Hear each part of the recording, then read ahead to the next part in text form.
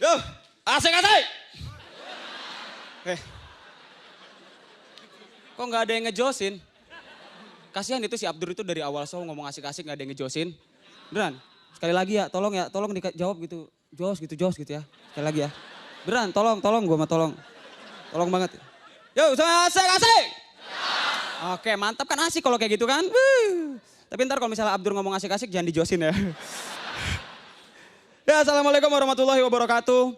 Terima kasih kawan-kawan, terima kasih telah datang menyempatkan waktunya untuk datang ke Balai Kartini. Terima kasih luar biasa, kalian istimewa. Bicara masalah lingkungan, bicara masalah Indonesia. Tanah air beta. Airnya bayar, tanahnya nyewa. Katanya fakir miskin dan anak-anak terlantar dilindungi oleh negara, tapi nyatanya mereka di kolong jembatan meminta-minta.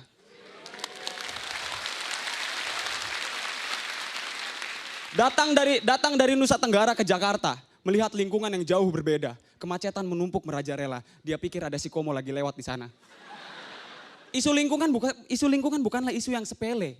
Berantakannya kota akibat penanganan yang bertele-tele. Sampah menumpuk di Kali Ciliwung dan Kali Cisadane. Banjir datang mengundang mancing mafia yang ingin mencari ikan lele. Aduh mama sayang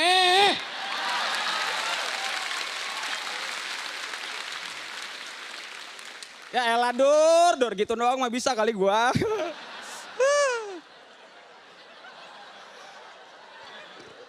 Kemarin itu kita habis dari Ancol. Habis dari Ancol kita main ke salah satu ke distro-distro yang daerah Tebet itu. Dan si Abdul lo tahu dia belanja men. Dia belanja di distro. Dia beli sepatu. Dia beli sepatu baru tuh bermerek. Mereknya apa tuh yang lambangnya centang itu apa? Naikin. Ya. Dia beli sepatu mahal men harganya 1.200.000.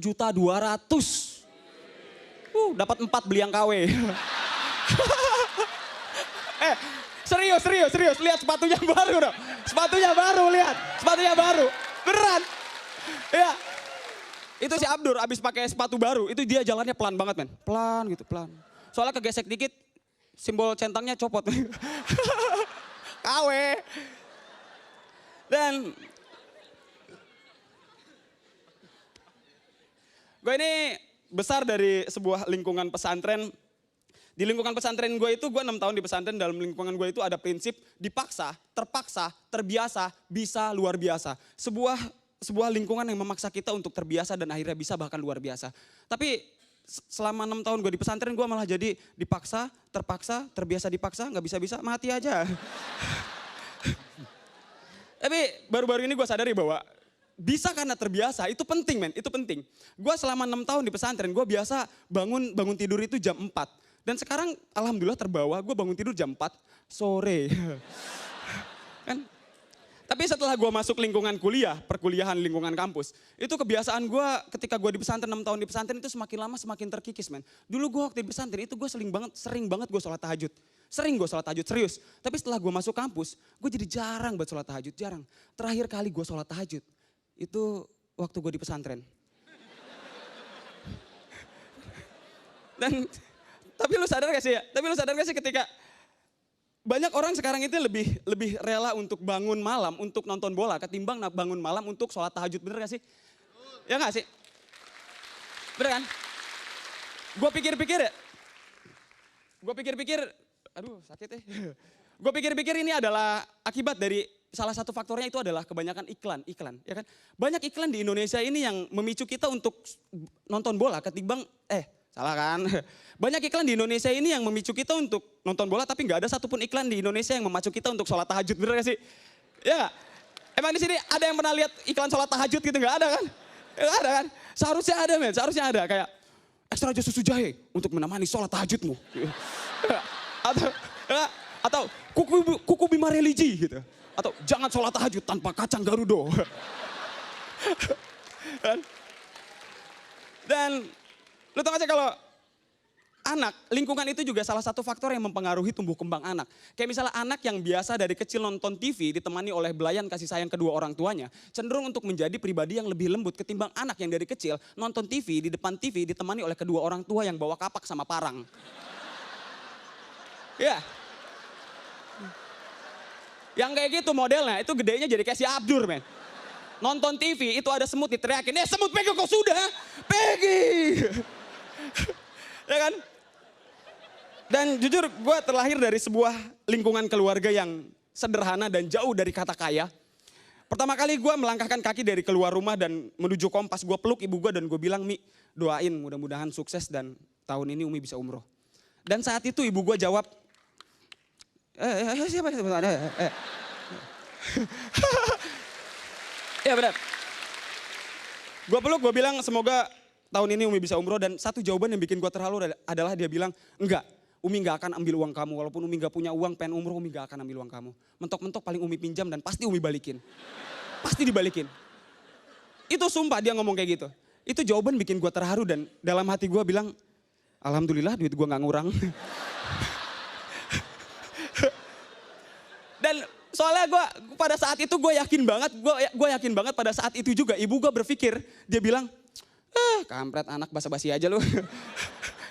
Dan mulai saat itu gue pahami bahwa sebenarnya kasih sayang seorang tua, kebahagiaan orang tua itu bukan, orang tua gue, ibu gue bahagia bukan ketika gue bisa memberikan sesuatu. Tapi ibu gue bahagia ketika ibu gue bisa melihat anaknya gue bisa hidup bahagia. Kenapa? Karena ibu gue pasti berpikir bahwa ketika gue hidup bahagia, dia pasti kecipratan. Terima kasih gue jawin.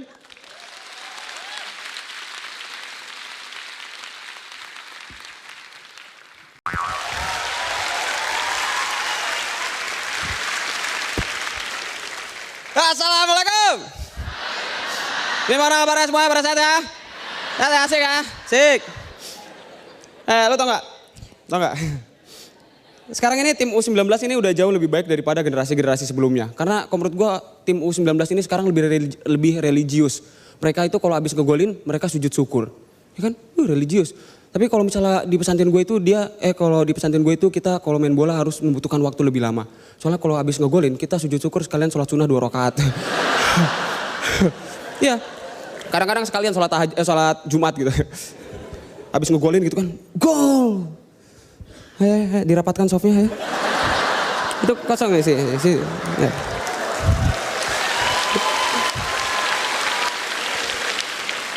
Tapi sebenarnya jujur gue kurang suka sama bola, gue kurang suka nonton bola, nggak suka bahkan. Karena menurut gue bola itu penuh dengan provokasi. Lu lihat kemarin tuh ada kasus Materazzi disundul sama Zidane. Itu karena Materazzi memprovokasi si Zidane. Zidane, ibu kamu teroris ya? Zidane masih sabar. Beneran kan kayak gitu kan? Zidane, adek kamu teroris ya? Zidane masih sabar. Zidane, bapak kamu tukang somai ya? Anjir, gue digombalin.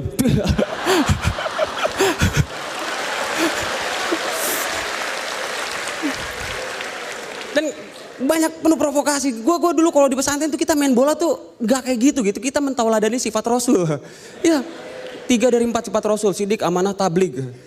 Sidik, jujur. Jadi kita kalau main bola kadang-kadang kita marahin wasit. Lagi nge-dribble bola. Wasit, ini tadi tangan gue kena bola. Mana sih lu? Lu menzolimi tim lawan. Amanah, kita kalau main bola tuh amanah. Jadi kalau misalnya ada pemain striker ya udah di depan, sayap ya udah di samping. Jadi kalau misalnya kita diserang sama tim lawan, back minta pertolongan, gue mundur. Maaf, gue udah diberikan amanah untuk tetap di sini. Gue yakin bisa. Tabligh itu artinya menyampaikan. Jadi kalau misalnya kita ngedribble bola gitu, mau direbut sama tim lawan, istighfar. Gue ini sedang mengemban amanah untuk menyampaikan bola ini ke teman gue. Jadi jangan direbut dulu ya. Oh iya, maaf ya, gue nggak tahu. Silakan dioper. Mudah-mudahan gol ya. Iya, terima kasih. Assalamualaikum. Waalaikumsalam. Kayak gitu. Dan gue kurang suka sama bola gitu. Tapi ada temen gue yang bilang katanya gue banci karena gue nggak suka nonton bola. Sekarang gini, nonton bola itu adalah passion, man. Lu suka nonton bola itu passion lu, gue gak suka nonton bola karena gue punya passion lain, gue suka naik gunung. Naik gunung itu adalah salah satu dari olahraga ekstrim dan lu masih mau bilang kalau gue banci. Ya kan? Sekarang gini, kita kalau naik gunung, kita pakai perlengkapan lengkap, men. Kita bawa kompas, matras, tenda, kosan, kamar mandi dalam, ibu kos, wow dibawa semuanya. Lengkap. Sekarang lu kalau nonton bola, lu emang kalau nonton bola bawa kompas gitu. Lu nyari lapangan gitu ya, ini di utara apa selatan ya? Gak perlu, lu tinggal tanya ke orang, Mas lapangan di mana ya? Oh lapangan Mas di situ Mas. Kompasnya pinjam coba. Gak perlu pakai kompas, tinggal nonton gitu. Dan gini, ayo apa? Sekarang gini. Iya. Tapi beneran banyak orang yang bilang banci ke gue. Kan gini, lu nonton bola gitu ya, nonton bola. Banyak orang yang nonton bola itu kalau misalnya Materazzi, banyak orang fans bola itu fanatik, yang fanatik itu gue heran gitu. Kenapa gitu, mereka suka sama tim luar yang bahkan mereka itu bukan dari bangsa kita, mereka suka sama tim luar yang bahkan mereka nggak kenal sama kita siapa, ya kan? Ketika lu salaman sama Zidane juga, Zidane nggak dalam waktu beberapa detik dia akan lupa dia pernah salaman sama kita. Kecuali kalau kita gombalin, bapak kamu tukang somai ya? Anjir gue digombalin. Terima kasih gue Zawin.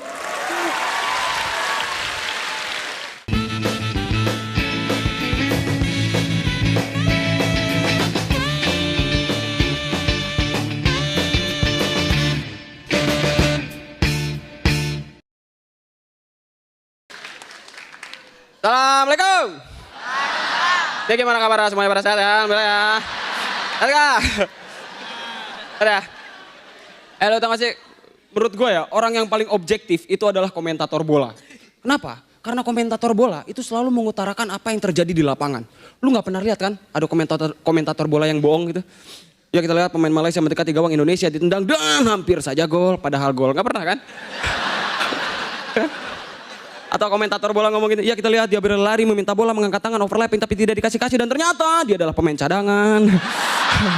Dan kalau menurut gua komentator bola itu juga nggak boleh terlalu sering nonton film kartun. Apalagi kartun Tsubasa, karena itu akan mempengaruhi komentarnya. Ya kita lihat, ayo lihat semua kapten kita datang, seluruh penjuru kota puji kehebatannya. Dan gue ini jujur ya, gue ini lulusan pesantren dan gue pesantren di daerah Banten 6 tahun. Dan gue itu dulu di pesantren gue itu ada eskul futsal dan gue ikut futsal. Dan gue waktu main futsal itu yang jadi komentatornya tuh ustadz gue. Itu ustadz gue tuh kalau komentator itu jadi adem gitu gara-gara gitu. Ih, adem.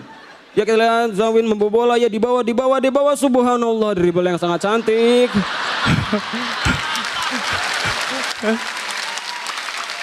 Ya kita lihat Zawin membawa bola ya satu lawan dilewati ya, satu orang tertipu, dua orang tertipu, tiga orang tertipu, astagfirullah Zawin jangan bohong.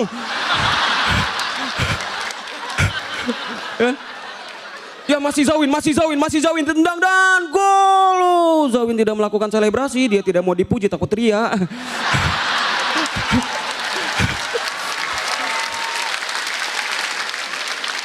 Dan gue itu dulu ya waktu main futsal waktu di pesantren itu kita kompak. Kita pakai kostum bola. Nomor punggungnya pakai hijaiyah. Ya. Dan karena kita nggak mau dipuji, jadi nama punggungnya semuanya sama. Jadi kalau ada yang nanya, kemarin top skornya siapa? Hamba Allah.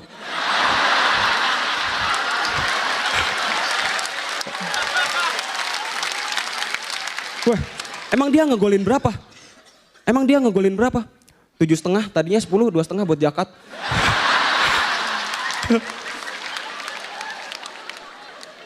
Dan kita itu ya, dulu itu kita waktu main main futsal, itu kita main bolanya lebih syariah. Jadi kita kalau beda sama pemain bola yang konvensional. Kalau pemain bola yang biasa kan nendang begini ya. Des! Kalau kita beda, kita nendangnya begini. Des! Sama, tapi bolanya ke kiblat.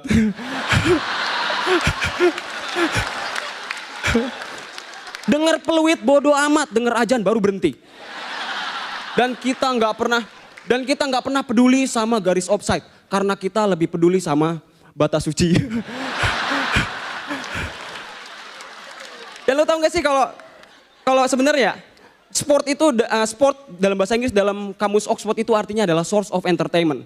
Itu sumber hiburan. Makanya olahraga itu memang seharusnya menyenangkan dan menghibur. Kayak tadi senam yang dibawain sama Mbak Feni. Pas banget gue di belakangnya seger. Kan? Tapi lu tau gak sih kalau dulu Mbak Feni itu pernah ngebawain acara senam itu, tau gak lu? Yang buat ibu-ibu. Ya semuanya ayo pemirsa, ibu-ibu semuanya diangkat kakinya ke depan.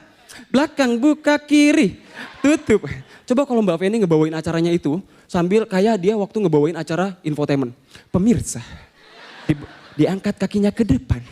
Ke belakang, tapi jangan ke kiri. Karena di lantai sebelah kiri ada silet. Terima kasih gue Zawin.